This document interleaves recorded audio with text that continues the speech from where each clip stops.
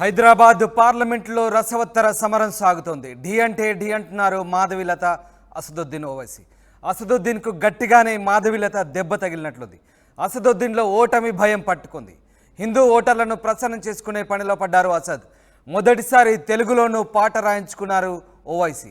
హిందూ ఓటర్లంతా మాధవిలతకు పట్టం కడితే హైదరాబాద్లో అసదుద్దీన్ కంచుకోట ఇక బద్దలేనా? ఆ భయంతోనే హిందువులకు అసద్ దగ్గరవుతున్నారా అంటే అవుననే వాదనలు వినిపిస్తున్నాయి. మొత్తం మీద హిందూ ఓటర్లకు అసదుద్దీన్ ఓవైసీ దగ్గరయ్యే పనిలో పడ్డారు. తెలుగులో పాట రాయించుకొని మరి హిందూ ఓటర్లను ప్రసన్నం చేయించుకునే పనిలో పడ్డారు అసదుద్దీన్ ఓవైసీ. మొత్తం మీద మాధవిలత రూపంలో అసదుద్దీన్ ఓవైసీకి గట్టి దెబ్బ తగిలే అవకాశాలు కనిపిస్తూ ఉన్నాయి. ఢీ అంటే ఢీ అంటున్నారు మాధవిలత, అసదుద్దీన్ ఓవైసీ. రైట్, మా ప్రతినిధి మధు జైన్ అవుతున్నారు. మధు, హైదరాబాద్ పార్లమెంట్లో రసవత్తర సమరం సాగుతున్నట్టుగా తెలుస్తోంది. మాధవిలత అసదుద్దీన్కు గట్టి పోటీ ఇచ్చే ప్రయత్నం చేస్తుంది. ఏ రకంగా సాగుతోంది? మొత్తం మీద అసదుద్దీన్ ఎలాంటి పాటలు పడుతున్నారు? ఎగ్జాక్ట్లీ రామ్, 1984 తర్వాత అంటే దాదాపు 40 సంవత్సరాలు ఇక్కడ నుంచి తిరిగేసి వెనకాల బ్యాక్ ఒక్కసారి చూస్తే 40 సంవత్సరాల నుంచి ఎంఐఎం ప్రాబల్యం ఉన్నటువంటి ప్రాంతం హైదరాబాద్ పార్లమెంట్ నియోజకవర్గం. అప్పటి నుంచి ఓవైసీ తండ్రి సలావుద్దీన్ ఓవైసీ, ప్రస్తుతం అసదుద్దీన్ ఓవైసీ వరుసగా ఎంపీగా అభ్యర్థులుగా వీళ్ళే గెలుస్తున్నారు. 40 సంవత్సరాలుగా ఎంఐఎం జెండా హైదరాబాద్ పార్లమెంట్ నియోజకవర్గం పైన ఎగురుతూ వస్తూ ఉంది వరుసగా. గతంలో ఎంపీ అభ్యర్థులుగా అక్కడ బీజేపీ అభ్యర్థులు గెలిచినప్పటికీ 40 సంవత్సరాల నుంచి మాత్రం ఎంఐఎం పాగా వేసింది. కొన్ని అసెంబ్లీ కాన్స్టిట్యున్సీలో మొత్తం ఉన్నటువంటి హైదరాబాద్ పార్లమెంట్ అసెంబ్లీ నియోజకవర్గాల్లో కొన్ని బీజేపీ చేజిక్కించుకున్నప్పటికీ కార్వాన్, బహదూర్పుర, మలక్పేట్ ఇలాంటి కొన్ని గతంలో బీజేపీ చేజిక్కించుకున్నప్పటికీ ప్రస్తుతం కొన్ని సంవత్సరాల నుంచి ఎంఐఎం పాగా వేసింది 7 అసెంబ్లీ సీట్లలో ఈ మొత్తం పార్లమెంటు నియోజకవర్గంలో. కానీ ఎప్పుడూ లేనంతగా, గతంలో ఎప్పుడూ లేనటువంటి ఒక టెన్షన్ వాతావరణం ఇప్పుడు హైదరాబాద్ పార్లమెంటు రాజకీయాల్లో కొనసాగుతూ ఉంది. అది ముఖ్యంగా అసదుద్దీన్ ఓవైసీ కాస్త టెన్షన్ పడుతున్నట్టుగా చాలా స్పష్టంగా కనిపిస్తూ ఉంది. దానికి రీజన్ మాధవిలత, బీజేపీ ఎంపీ అభ్యర్థి. ఆమె ఎప్పుడైతే ఆమెను బరిలోకి దించిందో బీజేపీ, అప్పటి నుంచి ఆమె ఒక వినూత్న రీతిలో ప్రచారం నిర్వహిస్తూ ఉన్నారు. ఆమె లతామా ఫౌండేషన్ ద్వారా విస్తృతంగా సేవలు చేస్తూ ఉన్నారు. ముఖ్యంగా ముస్లిం మహిళల ఓట్లను ఆకట్టుకునేలా ఆమె కార్యాచరణ రూపొందించుకోవడం జరిగింది. ట్రిపుల్ తలాక్, ఆర్టికల్ 370, తర్వాత ముస్లిం మహిళలకు డెలివరీలు చేయడము, ఆర్థిక సహాయం చేయడము, బుక్స్ ఇతరత్ర సహాయం చేయడం వెనకాల ఆమె పొలిటికల్ ఎజెండా.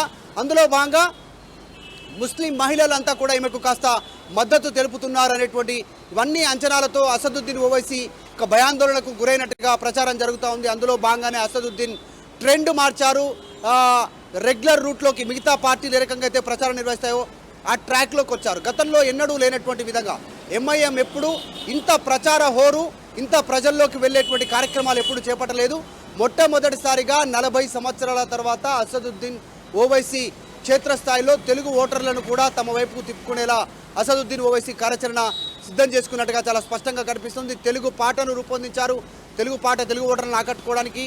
దాంతోపాటు అసదుద్దీన్ ఓవైసీ హిందువులను కలుస్తున్నారు, పూజారులను, బ్రాహ్మణులను కలుస్తున్నారు, వారితో మాట్లాడుతున్నారు, ఓట్ల కోసం వారిని ఆకట్టుకునే ప్రయత్నం చేస్తూ ఉన్నారు. మనం ఆర్టీవీ స్క్రీన్ పైన ఎక్స్క్లూజివ్గా పిక్చర్ చూడొచ్చు, తర్వాత విజువల్స్ చూడొచ్చు, ఆ పాటకు సంబంధించినటువంటి చూడొచ్చు.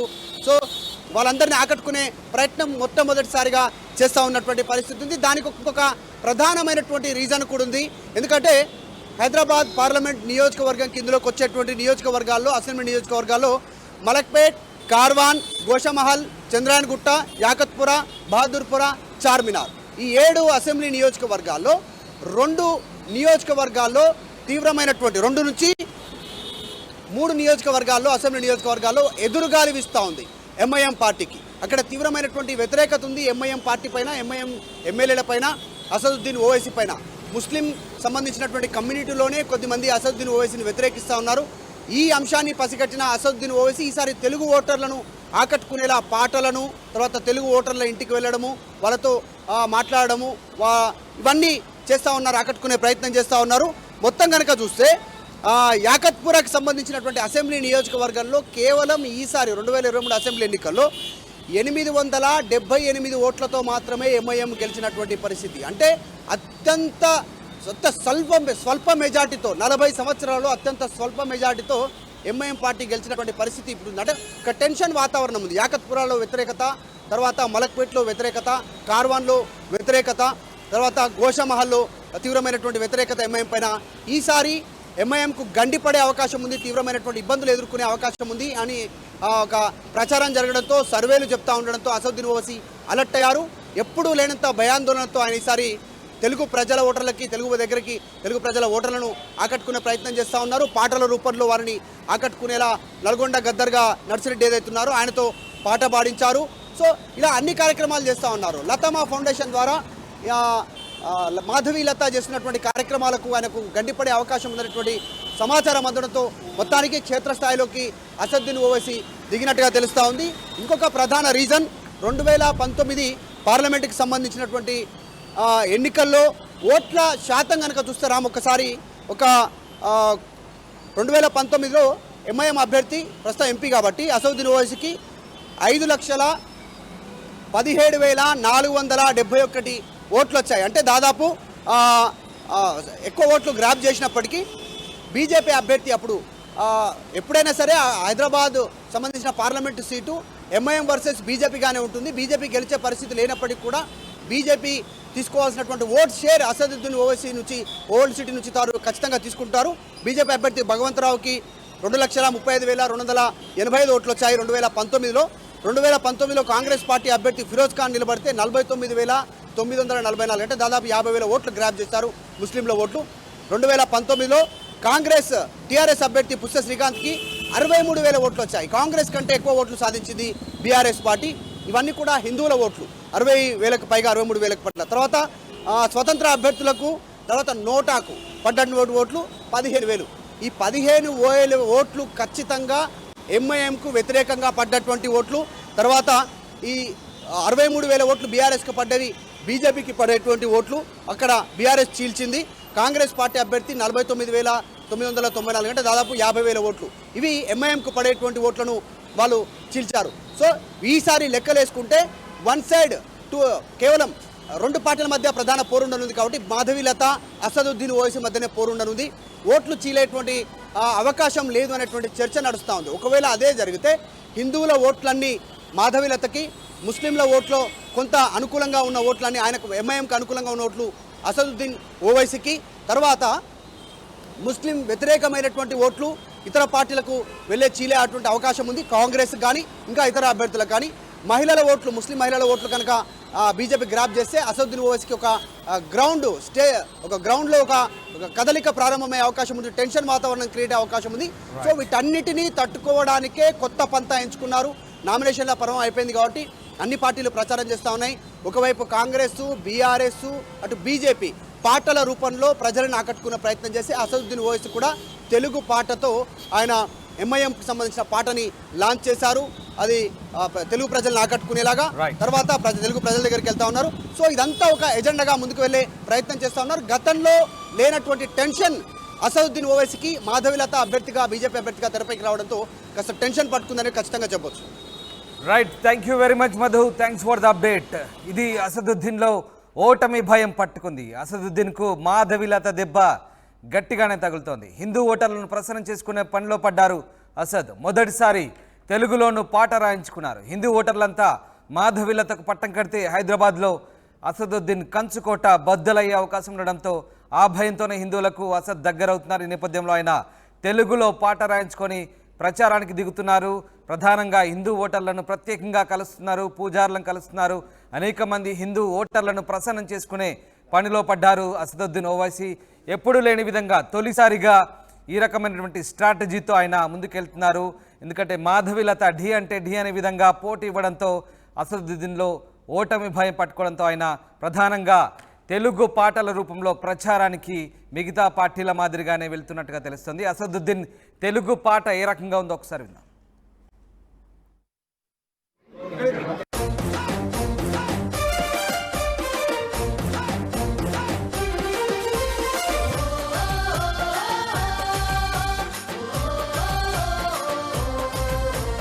బగ బగ బగ మండేటి నిప్పుల దండై ఎంఐఎం పార్టీ జెండ గుండెకు అండై ఎంఐఎం పార్టీ జెండ గుండెకు అండై అచల్ హైదరాబాదు గడ్డ మీద పొద్దై పొడిసే అలుపెరుగని సేవకుడై ముందుకు నడిసే అలుపెరుగని సేవకుడై ముందుకు నడిసే అరే జనమే తన ప్రాణమంటూ నడిచిన తీరు మా నిరుపేదల గుండెల్లో పదిలం మీ పేరు తన మాటే ఒక తూటై కదిలిండు జనం బాట బయలెల్లి వస్తుండో బయలెల్లి వస్తుండో బయలెల్లినాడు అసదుద్దీనన్నో సామాన్యుల పక్షం నిలిచిన పెద్దన్నో పతంగి గుర్తు జెండలతో కదిలినాడు రా జనము బిడ్డ ఓ వైసి అసద్భాయిరా బయలెల్లినాడు అసదుద్దీనన్నా సామాన్యుల పక్షం నిలిచిన పెద్దన్నా అతంగి గుర్తు జెండలతో కదిలినాడు రా జనం బిడ్డ ఓ వైసి అసద్భాయిరా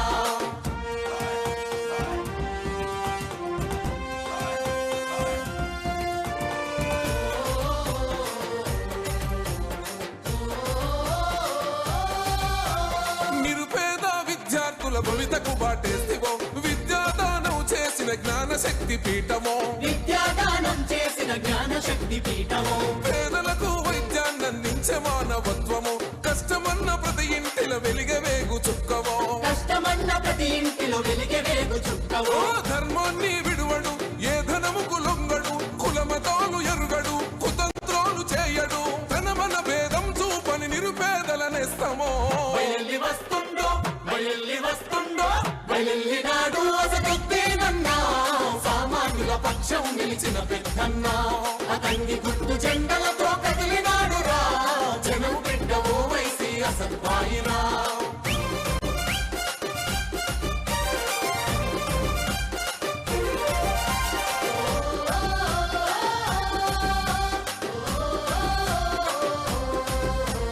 కరోనా కాలం నందు కన్నీళ్లను తుడిచరా ఆక్సిజన్ అందించి ఆయుష్ను పెంచరా ఆక్సిజన్ అందించి ఆయుష్ను పెంచరా హిందూ ముస్లిం క్రైస్తవ బిడ్డలకు ధైర్యమై ఇగురంతో స్వచ్ఛమైన పాలన అందిస్తాడో ఇగురంతో స్వచ్ఛమైన పాలన అందిస్తాడు దగపడ్డ బతుకులకు దారు సలాం అమ్మరా కష్టమంటూ చెప్పుకుంటే తీర్చేటి అండరా పేదల ఆకలి తీర్చే కమ్మనైన ప్రేమరా బయలెల్లి వస్తుండో బయలెల్లి వస్తుండో బయలెల్లినాడు అసదుద్దీనన్నా సామాన్యుల పక్షం నిలిచిన పెద్దన్నా అతంగి గుర్తు జెండలతో కదిలినాడు రా జనం బిడ్డ ఓ వైసి అసద్భాయిరా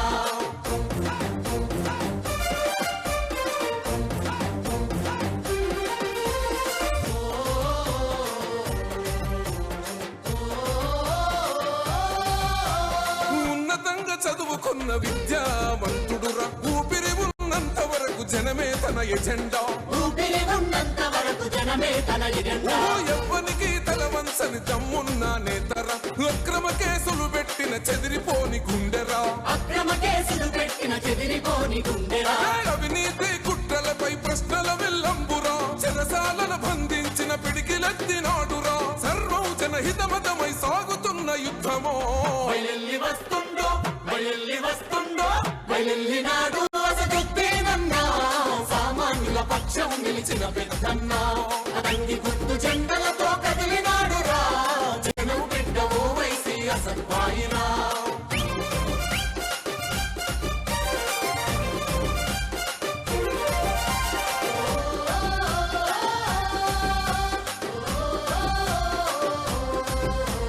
నిన్ను చూసి ఓర్వలేక నిందలెన్ని వేసినా ప్రగతి చూపి ప్రతిపక్షం నోర్లను మూయిస్తివో ప్రగతి చూపి ప్రతిపక్షం నోర్లను మూయిస్తివో ఓ శత్రువైన చేరదీసే గుణం గల్లవాడురా చరితల్లో నిలిసిపోయే సేవలెన్నో చేసెరా చరితల్లో నిలిచిపోయే సేవలెన్నో చేసేరా చల్ల సద్భాయి అంటే నే నిరుపేదల ఖడ్గమో అనగారిన వర్గాలకు కొండంతో ధైర్యమో ప్రత్యర్థుల ఎత్తులను చిత్తు చేసే సింగమో బయలెల్లి వస్తుండో బయలెల్లి వస్తుండో బయలెల్లినాడు అసదుద్దీనన్నా సామాన్యుల పక్షం నిలిచిన పెద్దన్నా అతంగి గుర్తు జెండలతో కదిలినాడు రా జనం బిడ్డ ఓ వైసి అసద్భాయిరా ఓహో బగ బగ బగ మండేటి నిప్పుల దండై ఎంఐఎం పార్టీ జెండ గుండెకు అండై ఎంఐఎం పార్టీ జెండ గుండెకు అండై అచల్ హైదరాబాదు గడ్డ మీద పొద్దై పొడిసే అలుపెరుగని సేవకు